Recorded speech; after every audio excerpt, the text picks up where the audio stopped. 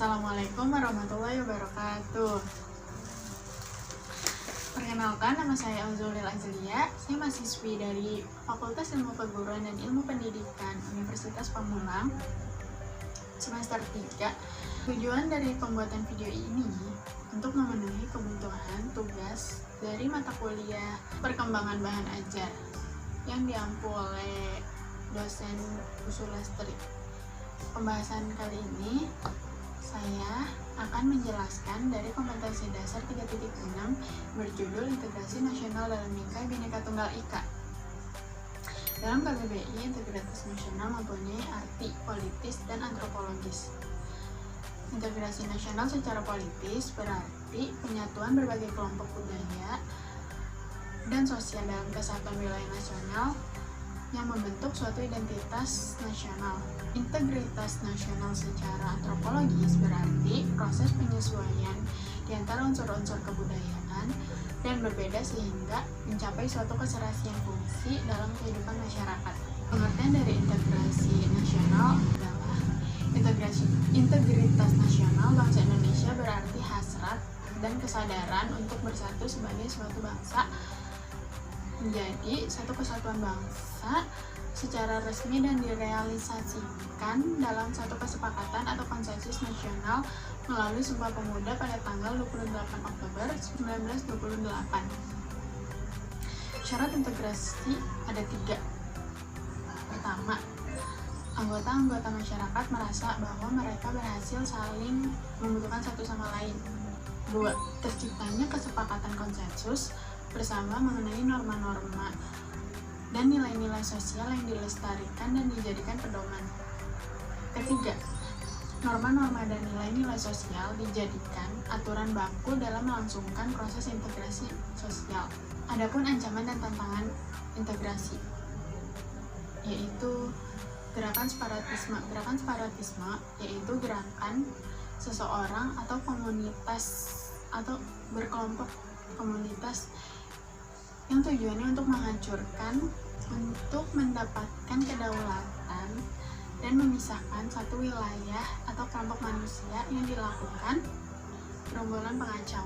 Contoh dari separatisme seperti G30 SPKI, OPM Organisasi Papua Merdeka, dan Gerakan Aceh Merdeka.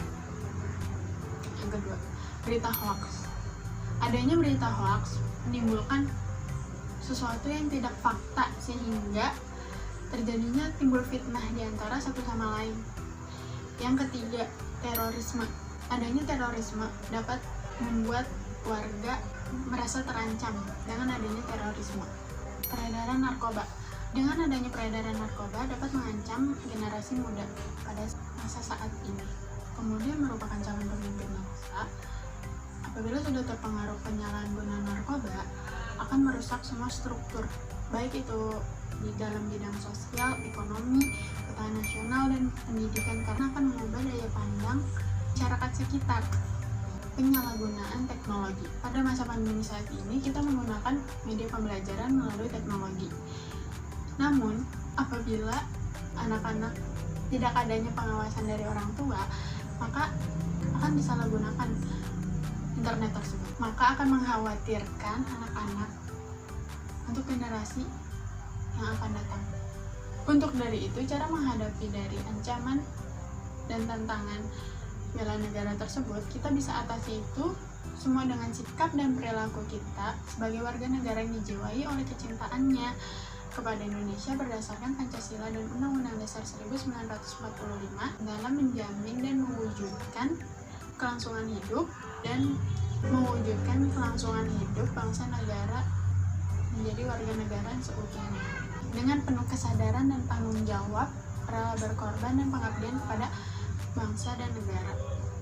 Hak dan kewajiban kita sebagai warga negara Indonesia. Yang pertama, menaati peraturan. Sebagai warga negara, kita harus menaati peraturan karena peraturan dibuat untuk ditaati, bukan untuk dilanggar. Baik itu peraturan pemerintah atau Undang-Undang Dasar Negara Republik Indonesia. Yang kedua, wajib menghormati HAM. Kita harus menghormati hak asasi manusia. Kita harus menghormati satu sama lain. Karena itu berkaitan dengan keadilan dan kesejahteraan rakyat. Yang ketiga, ikut serta dalam pembelaan NKRI. Sebagai warga negara, kita wajib ikut bela negara serta dalam upaya negara agar dapat mempertahankan suatu negara tersebut atau mempertahankan kedaulatan negara. Peran warga negara dalam menjaga NKRI: yang pertama, siswa dapat mengembangkan menjaga sikap-sikap yang baik dalam menjaga NKRI. Yang kedua, mengembangkan sikap musyawarah seperti saling berdiskusi satu sama lain atau antar warga. Ketiga, menjaga perdamaian dan persatuan masyarakat sekitar agar tidak terjadinya permusuhan antar suku, bangsa, ras, dan agama. Siswa mampu berpartisipasi dalam kegiatan 17 Agustus. Siswa dapat mengikuti upacara pada hari Senin dengan tepat waktu dan disiplin. Sebagai rasa bentuk menghormati para pahlawan patriotisme. Makna Bhinneka Tunggal Ika: semboyan dari Bhinneka Tunggal Ika tertulis pada lambang negara burung Garuda Indonesia, yaitu Garuda Pancasila. Semboyan Bhinneka Tunggal Ika berarti berbeda-beda tetapi tetap satu. Semboyan ini menggambarkan persatuan dan kesatuan bangsa Indonesia yang memiliki keberagaman suku bangsa, agama, ras, budaya, antar golongan. Untuk mempersatukan perbedaan tersebut, tentulah diperlukan suatu wadah yang dapat menampung segala perbedaan tersebut. Dan salah satu wadah itu yang dinamakan Bhinneka Tunggal Ika. Pada dasarnya, Bhinneka Tunggal Ika sangatlah penting sebab melambangkan toleransi dan kesatuan. Mengapa toleransi? Karena toleransi dapat mencairkan perbedaan sehingga tidak ada lagi perpecahan atau konflik. Karenanya kebinekaan harus dimaknai masyarakat melalui pemahaman multikulturalisme yang berlandaskan kepada kegiatan spiritualisme, perbedaan etnis, religi, maupun ideologi. Bhinneka Tunggal Ika secara tidak langsung merupakan gambaran nasionalisme bangsa Indonesia. Karena Bhinneka Tunggal Ika menjadi prinsip warga negara Indonesia karena untuk membangun jiwa nasionalisme. Adapun unsur-unsur yang membentuk nasionalisme seperti kesatuan sejarah, 2 kesatuan nasib, 3 kesatuan wilayah, 4 kesatuan kebudayaan.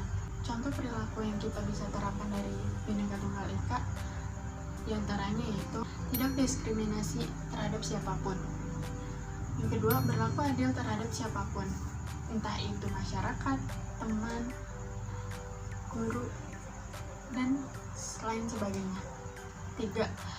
Menghindari dari perkelahian atau pertikaian antar sesama karena dapat merugikan orang lain. Saling menghormati satu sama lain, entah itu beda agama, perbedaan agama, kita harus saling menghormati. Hidup rukun, tidak merendahkan satu sama lain. Yang terakhir, hidup rukun di lingkungan sekolah, masyarakat, dan di tempat manapun jika kalian berada. Ada beberapa fungsi dari Bhinneka Tunggal Ika, diantaranya 1. Menciptakan dan menjaga kesatuan negara Republik Indonesia. Yang kedua, membangun kehidupan toleran dan rukun. Yang ketiga, mewujudkan cita-cita leluhur bangsa. Sekian penjelasan dari saya, kurang lebihnya mohon maafkan. Wabillahi taufiq wal hidayah. Assalamualaikum warahmatullahi wabarakatuh.